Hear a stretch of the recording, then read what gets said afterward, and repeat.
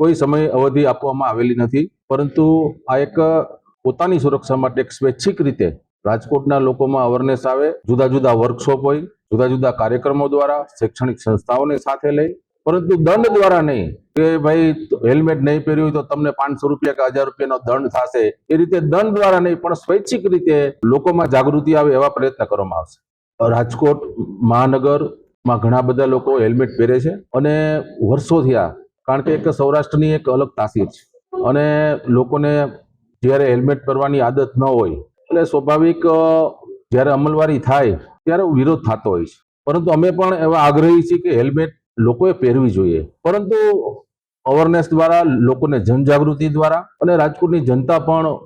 ખૂબ સમજુ છે. એ ઘણા બધા લોકો હેલ્મેટ પહેરે પણ છે, પરંતુ અમુક લોકોને કોઈ શારીરિક તકલીફ હોય, કોઈને કોઈ બીજી રીતે હોય, પણ આનો કડકાઈથી કે દંડ ભરીને તમે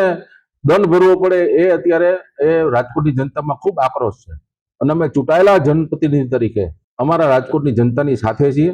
અને રાજકોટની જનતા પણ ખૂબ સમજુ છે કે જ્યારે જ્યારે આવી કોઈ પરિસ્થિતિ ઊભી થાય છે ત્યારે એ હંમેશા સહકાર આપતી છે.